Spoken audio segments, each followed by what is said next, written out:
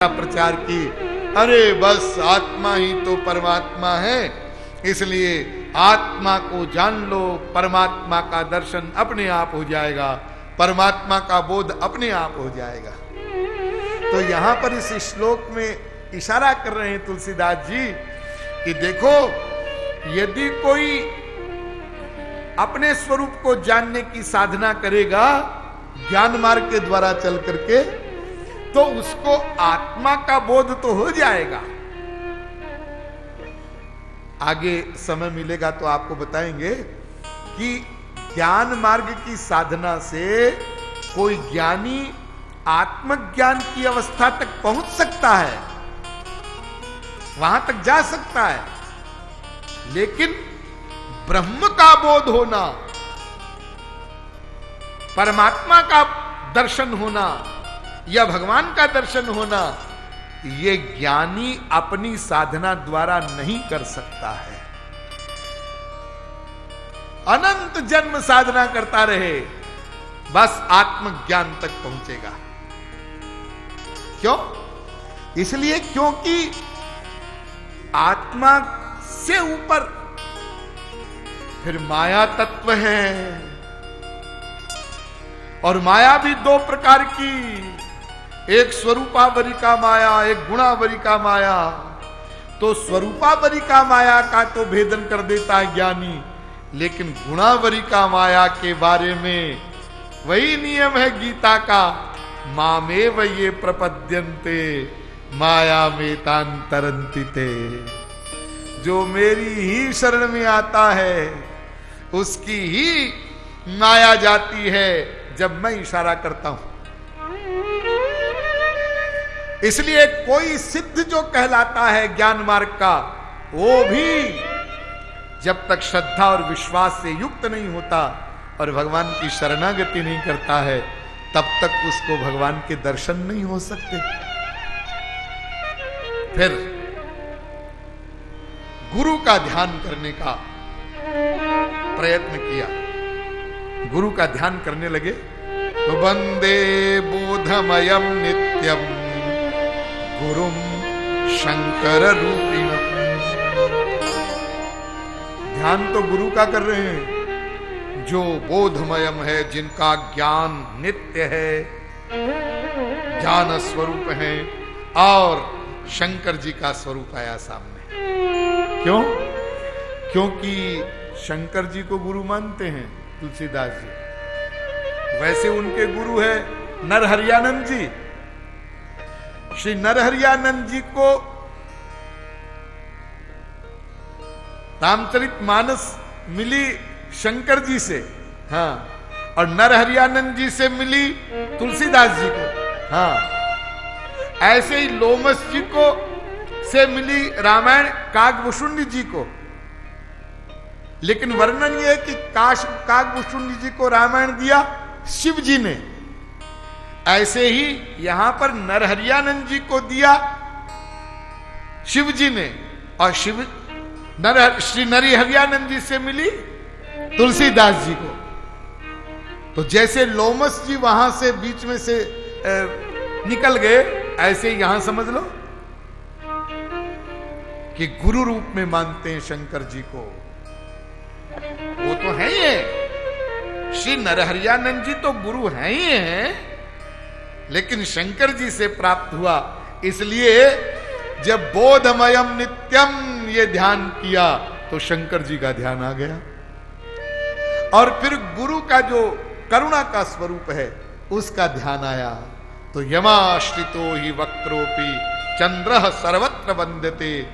जैसे शंकर जी के मस्तक पर टेढ़ा चंद्रमा है,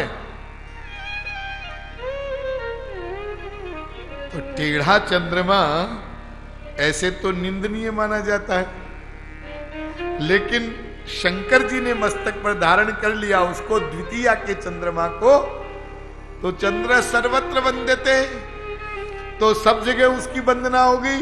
लोग द्वितीया के चंद्रमा का दर्शन करते हैं, हाँ? ये शंकर जी की करुणा से हुआ ना। तो ऐसे ही जो वक्र है जो क्षीण है, जिसको कोई नहीं पूछता, ऐसा भी जीव यदि गुरु के शरणागत हो जाता है तो वो सर्वत्र वंदनीय हो जाता है।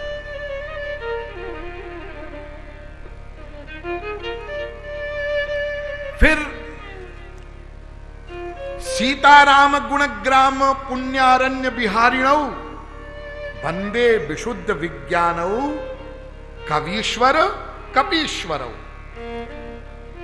जिन्होंने पहले रामचरितमानस का वर्णन किया है, ऐसे कवीश्वर यानी श्री वाल्मीकि जी और कपीश्वर यानी श्री हनुमान जी, ये दोनों ऐसी पर्सनैलिटी है जो सीताराम गुणग्राम पुण्यारण्य बिहारिणौ, जो सीताराम जी के गुण रूपी अरण्य में विहार करते हैं। विहार, बिहार का मतलब आप समझते हैं ना? बिहार कब होता है? जब एक जैसे किसी जंगल में आप जाएं तो क्या किसी जंगल में आप बिहार कर सकते हैं? अरे जंगल में चले जाएं, वहां भटक जाएं तो डर बना रहेगा ना, हा? कहीं शेर ना आ जाए, कहीं भेड़िया ना आ जाए, और फिर भूख प्यास लग गई तो, और कहीं भटक गए तो इस प्रकार जंगल में यदि कई प्रकार की चिंता हो, भय हो, शोक हो, तो फिर बिहार नहीं होता। लेकिन यदि किसी प्रकार का कोई भय न हो, शोक न हो, चिंता न हो, तब बिहार होता है। जी हां, तो भगवान के गुणगान रूपी अरण्य में ये विहार करते हैं वाल्मीकि जी और श्री हनुमान जी। यानी उनको न कोई भय है, न कोई संदेह है, न कोई शौक है, न कोई चिंता है, न कोई और काम है। आप जैसे किसी गार्डन में घूमने जाते हैं तो यदि ये सब चीजें न हो तो आराम से जा रहे हैं, देख रहे हैं और उसको कहते हैं ना एंजॉय कर रहे हैं, ऐसा आप करेंगे। लेकिन फिर भी बहुत एंजॉय आप नहीं कर सकते। क्यों? चिंता रहेगी। क्या? घर पहुंचना है, वापस जाना है, या भूख लग गई है, या किसी का फोन आ गया है। और यहां बिहार शब्द लिखा है, इसका तात्पर्य यह है कि भगवान के गुणग्राम रूपी जो अरण्य का जो अरण्य है, उस अरण्य में निश्चिंत विहार करते हैं ये दोनों। इसलिए इन दोनों की वंदना किया।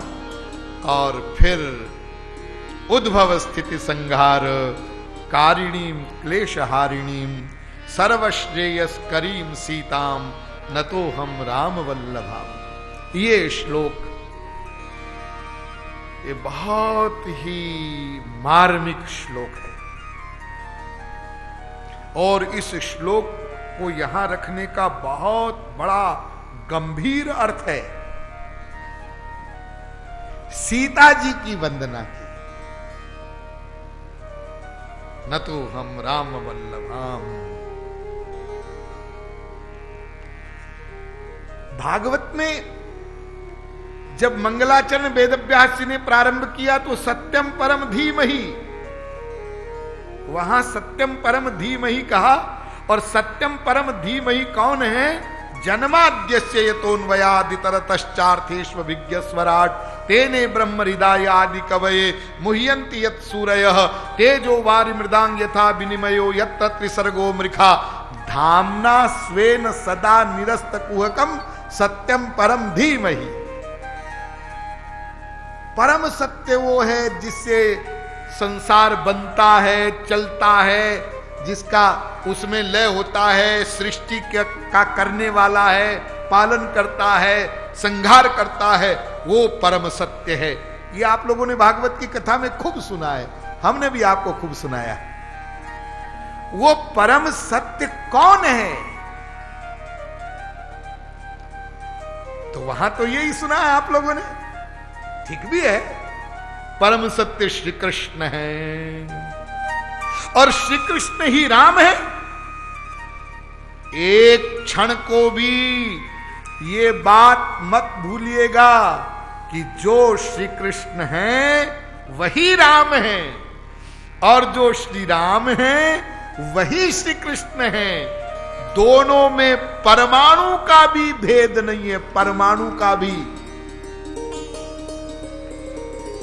श्री कृष्ण ने जो लीलाएं की है वो श्री कृष्ण लीला करने वाले, वही श्री कृष्ण उनकी जो मर्यादा में रह करके लीलाएं हैं उसी का नाम, उसी स्वरूप का नाम श्री राम है। इसका तात्पर्य यह है कि हमने जो श्री कृष्ण लीलाओं का श्रवण किया है, हम अब ऐसे जिज्ञासा से युक्त हो गए हैं कि हमारे श्री कृष्ण ने मर्यादा में रहकर कैसी कैसी लीलाएं की। यानी जो इतने चटकीले मटकीले नखरीले हैं, वो जब मर्यादा में रहते हैं तब कैसे रहते हैं। बस इसी भाव को लेकर के हम श्री कृष्ण की ही लीला का श्रवण कर रहे हैं, ऐसा भाव रखना। फिर आगे और भी बताएंगे आपको इसका जो रहस्य है। तो यहां पर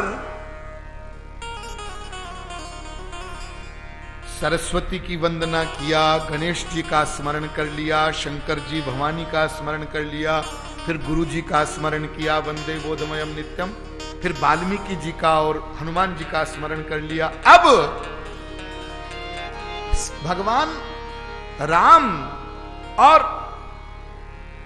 श्री सीता जी, इनके चरित्र का वर्णन करना है। जी हां, तो परम तत्व कौन सा है?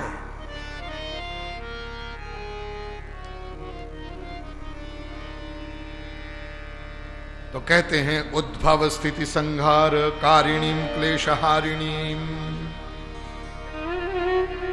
सृष्टिकर्ता कौन है? तुलसीदास जी ने यहां रहस्य प्रकट किया।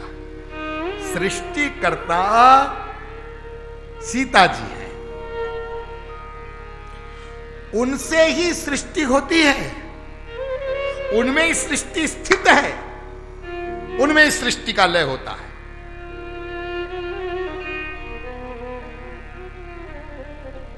तो फिर भागवत में जो परम सत्य कहा गया, परम सत्यम परम धीमहि, तो उस व्याख्या के अनुसार जन्माद्यस्य यतः,